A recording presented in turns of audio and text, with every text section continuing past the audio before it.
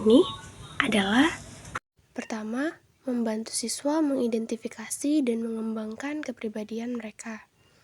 Kedua, membantu siswa untuk meningkatkan rasa percaya diri. Ketiga, membantu siswa dan memberikan arahan cara meningkatkan rasa percaya diri. Dan yang keempat, membantu siswa untuk menjadi pribadi yang lebih bertanggung jawab atas aturan-aturan. Selanjutnya, komponen program. Pertama, konseling individual. Konselor sekolah akan menyediakan konseling individual bagi siswa yang membutuhkan bantuan lebih lanjut. Kedua, tes kepribadian. Siswa akan mengikuti tes kepribadian yang dirancang untuk mengidentifikasi kekuatan dan area pengembangan mereka. Adapun manfaat yang diharapkan. Pertama, peningkatan rasa percaya diri siswa. Yang kedua, peningkatan rasa tanggung jawab siswa. Permasalahan kepribadian di sekolah dipengaruhi oleh beberapa faktor, diantaranya yang pertama pengaruh lingkungan keluarga, yang kedua pengaruh lingkungan pertemanan, yang ketiga faktor ekonomi. Jadi ada beberapa faktor yang mempengaruhi kepribadian seorang anak. Yang pertama itu ada faktor lingkungan keluarga. Lingkungan keluarga ialah unit sosial yang menjadi tujuan utama dalam membentuk kepribadian seorang anak. Kurangnya pengawasan orang tua akan dapat menyebabkan seorang anak ini terjerumus ke dalam perilaku atau pertemanan yang kurang baik, sehingga orang tua dituntut harus dapat mengawasi seorang anak sehingga dia tidak terjerumus ke dalam lingkungan yang kurang baik. Yang kedua itu ada faktor pertemanan.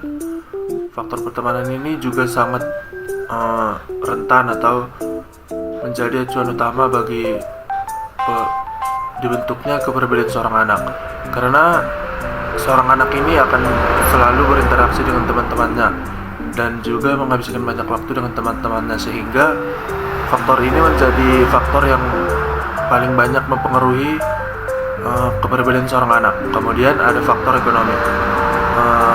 Siswa yang memiliki ekonomi rendah atau mencukupi pasti akan sering diejek oleh teman-temannya, atau pasti lebih sering merasa tertekan karena kurangnya ekonomi dari orang tuanya, sehingga faktor ini menjadi faktor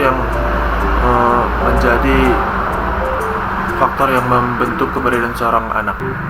Jadi dengan memahami beberapa faktor tadi, sekolah dapat merancang program yang lebih efektif untuk membentuk kepribadian seorang siswa atau anak, seperti misalnya pendidikan berkarakter, keterlibatan orang tua dalam proses pendidikan, dan sebagainya.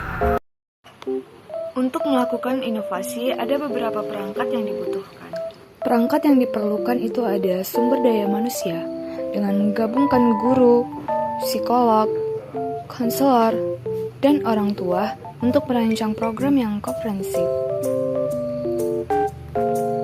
Selanjutnya, pelatihan bagi guru tentang cara mengenali dan menangani masalah kepribadian siswa. Ada beberapa cara yang dapat dilakukan guru untuk mengenali masalah kepribadian siswanya. Yang pertama, guru dapat mengamati perilaku siswa selama proses pembelajaran, seperti bagaimana siswa berinteraksi dengan teman-temannya, berkomunikasi dengan guru, dan ekspresi wajahnya. Yang kedua, berdiskusi dengan orang tua. Guru dapat berdiskusi dengan orang tua siswa untuk memahami karakteristik siswa. Yang ketiga, mengenali lingkungan sosial. Guru dapat mengenali lingkungan sosial siswa untuk memahami karakteristiknya. Dan yang terakhir, mengajak siswa mengikuti program pengenalan diri. Guru dapat mengajak siswa mengikuti program pengenalan diri. Perangkat selanjutnya yaitu teknologi dan alat. Dengan menggunakan aplikasi seperti Google Classroom untuk menyediakan materi edukasi tentang kepribadian dan keterampilan sosial. Guru dapat memberikan materi edukasi tentang kepribadian dan keterampilan sosial yang meliputi menghargai diri dan orang lain.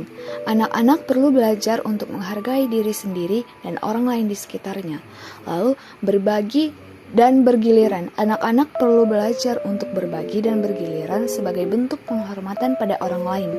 Lalu menjaga hak-hak. Anak-anak perlu belajar untuk mempertahankan hak-haknya. Lalu mengendalikan emosi.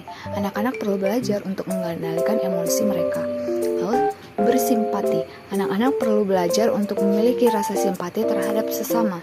Lalu mendengarkan. Anak-anak perlu belajar untuk mendengarkan dan menyimak pembicaraan orang. Selanjutnya, bekerja dalam kelompok. Anak-anak perlu belajar untuk bekerja sama dalam kelompok.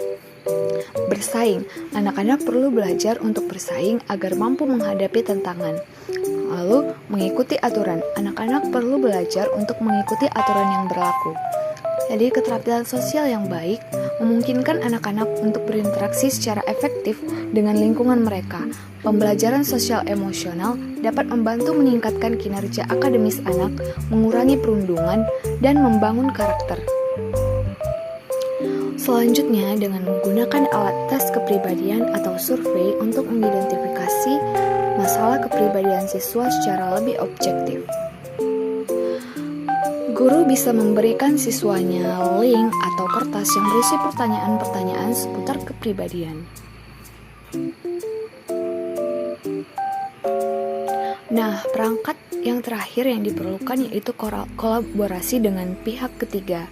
Bekerja sama dengan profesional untuk memberikan dukungan tambahan kepada siswa yang membutuhkan, dan melibatkan orang tua dan masyarakat dalam program-program yang mendukung perkembangan kepribadian siswa.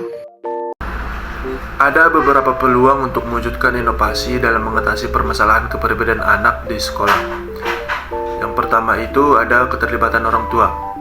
Peran orang tua amat sangat penting dalam proses perkembangan kepribadian anak, karena orang tualah yang menjadi role model bagi anak-anaknya. Yang kedua ada keterlibatan siswa. Program mentoring teman sebaya dapat memberdayakan siswa senior untuk menjadi model dan peran dan pembimbing bagi junior-juniornya. Melibatkan siswa dalam merancang kegiatan ekstrakurikuler yang mendorong interaksi sosial dapat meningkatkan partisipasi mereka. Ada beberapa perkiraan dampak yang terjadi jika kita memperlakukan inovasi tersebut.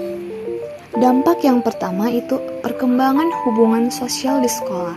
Dengan adanya pemahaman-pemahaman seputar perundungan dan sebagainya, sesama siswa dapat membangun lingkungan pertemanan yang lebih baik tanpa adanya perilaku-perilaku perundungan.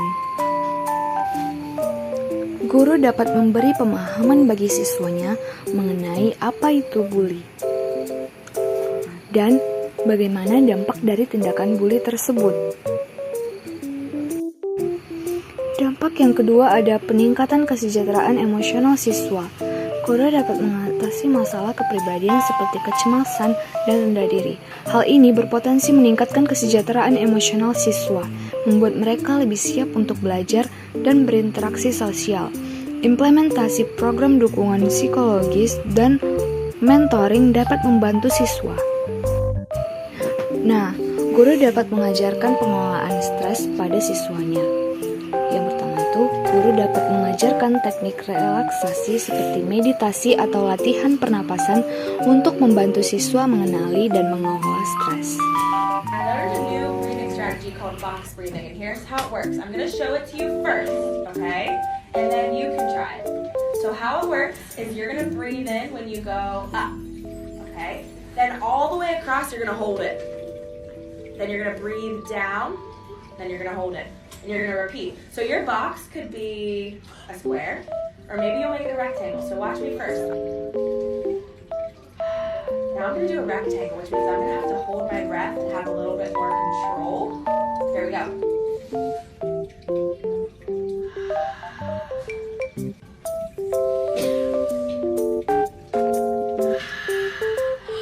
I like that.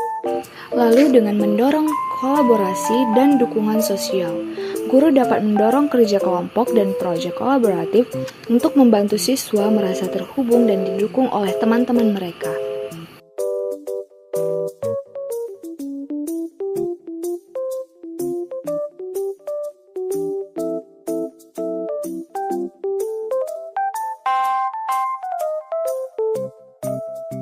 Dan yang terakhir, membangun hubungan positif. Guru dengan kompetensi sosial emosional yang baik dapat membangun hubungan positif dengan peserta didik, menunjukkan empati, berkomunikasi secara efektif, dan membangun kepercayaan.